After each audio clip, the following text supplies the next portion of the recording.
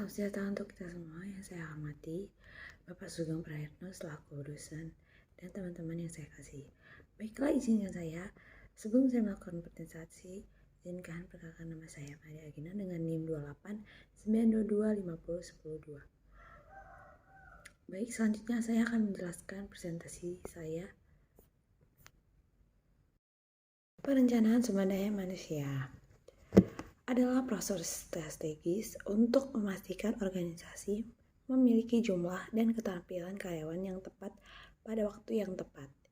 Ini membantu mengantisipasi perubahan kebutuhan bisnis dan memastikan organisasi siap menghadapi tantangan di masa depan.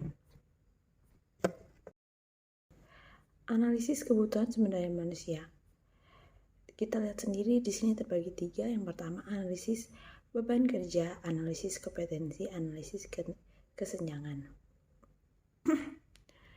Analisis beban kerja mengidentifikasikan jumlah dan jenis pekerjaan yang harus dilakukan untuk mencapai tujuan organisasi.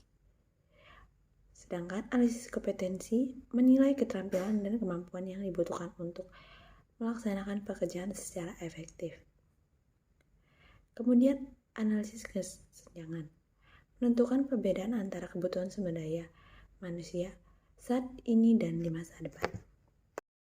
Selanjutnya, perencanaan rekrutmen dan seleksi. Di sini kita lihat yang pertama, identifikasi kebutuhan. Menentukan posisi yang perlu diisi berdasarkan analisis kebutuhan sumber daya manusia. Lalu yang kedua, pengembangan strategi. Merancang metode rekrutmen dan seleksi yang efektif untuk menarik kandidat yang sesuai. Lalu yang ketiga, seleksi dan penempatan, memiliki kandidat terbaik dan menempatkan mereka pada posisi yang tepat.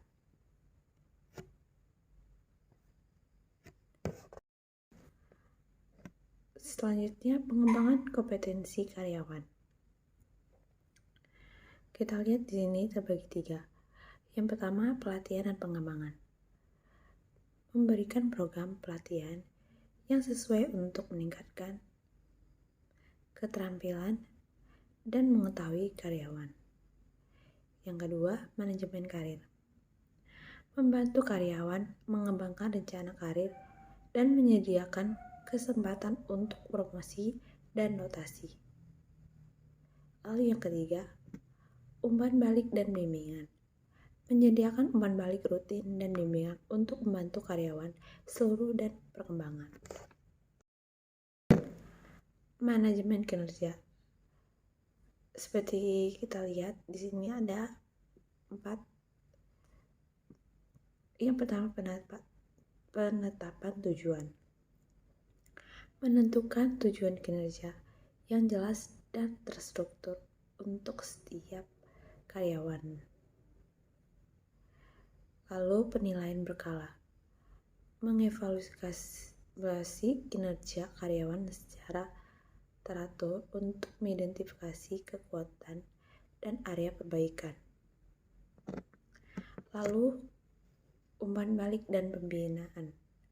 Memberikan umpan balik konstruktur dan dukungan untuk membantu karyawan meningkatkan kinerjanya. Kemudian, penghargaan dan pengembangan. Mengakui dan menghargai kinerja yang baik, serta mendukung perkembangan karir karyawan. Lalu selanjutnya, sistem remunerasi. Di sini ada 3. Yang pertama, gaji kompetitif. Memberikan gaji yang sesuai dengan pasar untuk menarik dan mempertahankan karyawan yang berbakat. Kedua, tunjangan yang menarik. Menyediakan paket tunjangan yang komprehensif untuk meningkatkan kepuasan dan kesejahteraan karyawan. Insentif berbasis kerja.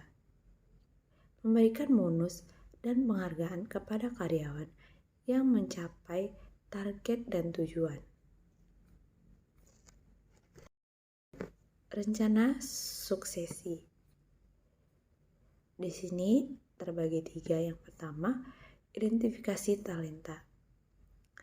Menganalisis karyawan dengan potensi untuk mengisi posisi kepemimpinan di masa depan.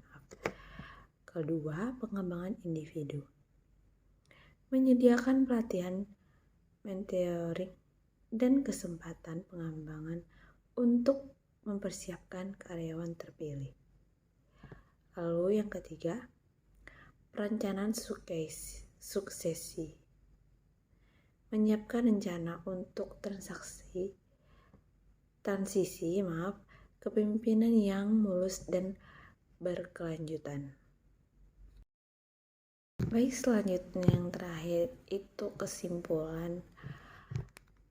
Perencanaan sumber daya manusia yang komprehensif dan strategi sangat penting untuk memastikan organisasi memiliki sumber daya manusia yang tepat untuk menghadapi tantangan di masa depan. Dengan mengintegrasikan berbagai aspek seperti analisis kebutuhan, rekrutmen, pengembangan, manajemen kerja, dan rencana suksesi, organisasi yang dapat membangun tim yang andal dan siap bersaing. Baik, demikian presentasi saya. Jika ada kekurangan dan salah kata, mohon dimaafkan. Terima kasih.